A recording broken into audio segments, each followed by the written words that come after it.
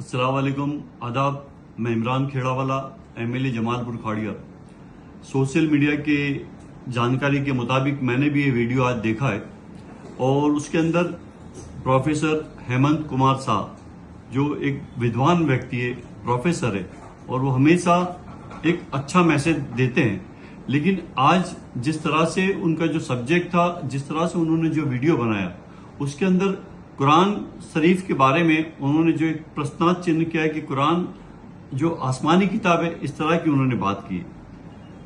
तो आज जिस तरह से सोशल मीडिया के अंदर लोग इनकी जो ये बात को, इनकी स्पीच को ट्रोल कर रहे हैं, इसके इनके खिलाफ लिख रहे हैं, तो मैं खास करके सरकार से गुजारिश करता हूं कि कल के दिन ही ईद मिलाद का इतना बड़ा जुलूस निकला, सरकार की तरफ से पुलिस डिपार्टमेंट, कॉरपोरेशन, अलग अलग जो भी एजेंसियों ने अच्छी तरह से काम करके शांति से इतने बड़े जुलूस को पूरा किया। और कल यानी कल रक्षाबंधन है। रक्षाबंधन भी हमारे गुजरात के अंदर धामधूम से मनाई जाती है। तो अभी त्योहारों की सीजन के अंदर मैं समझता हूं कि ऐसे स्टेटमेंट किसी को भी नहीं करने चाहिए जो गुजरात की शांति को या देश की शांति को डिस्टर्ब करने की कोशिश करें।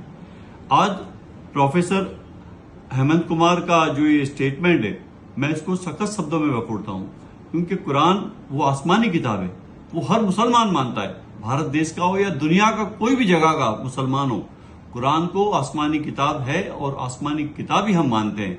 और जहां तक बात रही कि प्रोफेसर साहब जो इनकी बात उनको करनी चाहिए, वो और बहुत से सब्जेक्ट है उस पर करनी चाहिए, ना कि किसी की धर्म के बारे में करनी चाहिए। तो मैं खास करके सरकार से भी विनती करता हूं कि ऐसे जो ये वीडियो आते हैं, इस पे बैन लगाई जाए और जो कुछ भी है सरकार को एक्शन लेने का, उस पर एक्शन लेना चाहिए। વાઇબ્રન્ટ ગુજરાતના ભારતીય નાગરિકોને નમસ્કાર। આજે આપણે ઇસ્લામ ધર્મના સૌથી પવિત્ર ગ્રંથ એવા કુરાન વિશે વાત કરીએ। મારા હાથમાં આ દિવ્ય કુરાન છે, એ ગુજરાતીમાં છે। મૂળ અરબી ભાષામાં લખાયેલા કુરાનનો ઉર્દુ અનુવાદ મૌલાના સૈયદ અબુલ આલા મૌદૂદીએ કરેલો છે। એનો ગુજરાતી અનુવાદ જહીરુદ્દીન શેખ દ્વારા થયેલો છે અને આ પુસ્તક ઇસ્લામી સાહિત્ય પ્રકાશન ગુજરાત દ્વારા પ્રકાશિત થયેલું છે। આ અનુવાદમાં એક પ્રસ્તાવના લખવામાં આવી છે, 27 પાનાની એ પ્રસ્તાવના છે અને આ પ્રસ્તાવનાની પહેલા બે શબ્દો એમ કરીને 3 પાના લખવામાં આવેલા છે। આ બે શબ્દો એવા શીર્ષક હેઠળ જે 3 પાના લખવામાં આવ્યા છે, એમાં આરંભમાં આવું લખવામાં આવ્યું છે। શબ્દો આવા છે: કુરાન આકાશી ગ્રંથ છે અને તેનું અવતરણ અંતિમ પૈગંબર હઝરત મુહમ્મદ પર સમગ્ર માનવ જાતના માર્ગદર્શન માટે થયું છે। એનો અર્થ એ થાય છે કે કુરાન આકાશમાંથી આવ્યું છે। હવે સવાલ એ છે કે આકાશમાંથી તો કેવી રીતે આવી શકે? એટલે એનો અર્થ એ થાય, બધા મુસ્લિમો એવું માને છે જગતના કે અલ્લાહે કુરાન લખાવ્યું છે મોહમ્મદ પૈગંબરને, એટલે કે એ બધા કુરાનના જે કંઈ શબ્દો છે એ બધું જ, જે કંઈ લખાણ છે એ બધું જ અલ્લાહે લખાવેલું છે। મૂળ મુદ્દો એ છે કે કશું આકાશી હોઈ શકે નહીં। જેટલું પણ લખાણ આ દુનિયામાં છે એ બધું જ કોઈક ને કોઈક મનુષ્યએ જ લખેલું છે।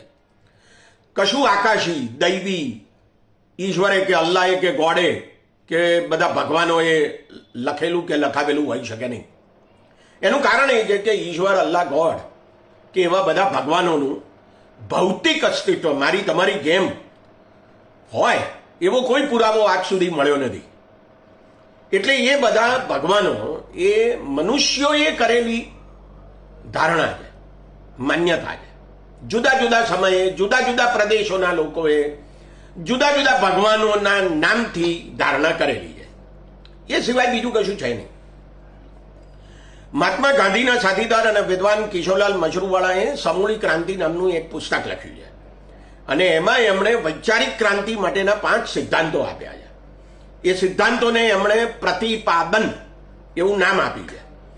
એમાં એમણે બીજું પ્રતિપાદન કહ્યું છે અને એ આવું છે: ન કો શાસ્ત્રનો વક્તા પરમેશ્વર, ન કો વિવેકના ક્ષેત્રથી પર, એનો અર્થ એ છે કે દુનિયાનું કોઈ જ શાસ્ત્ર એટલે કે કોઈ પણ ધર્મ પુસ્તક ઈશ્વર અલ્લાહ કે ગોડનું વક્તવ્ય હોઈ શકે નહીં, છે નહીં. એટલે એ મનુષ્યની વિવેક બુદ્ધિની એરણ ઉપર ચડી ના શકે એવું ન હોઈ શકે. કિશોરલાલ મશરૂવાળા એમના પુસ્તકના 5મા પ્રકરણમાં એમ કહે છે કે અભિપ્રાય આપનાર અથવા ઉદ્ગાર કાઢનાર ગમે તેવી મહાન વ્યક્તિ હોય એનું વચન વિવેકની કસોટી વાપર્યા વિના શ્રદ્ધાથી જ સ્વીકારી લેવા જેવું ગણાય નહીં.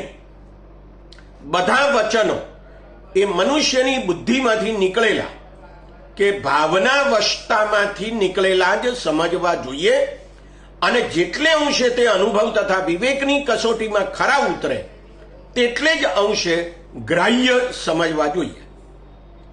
આમ કુરાન હોય કે બીજો કોઈ પણ ધર્મગ્રંથ હોય, એક પણ પુસ્તક ઈશ્વરે કે અલ્લાહે કે ગોડે લખેલું, કહેલું કે લખાવેલું હોઈ શકે નહીં.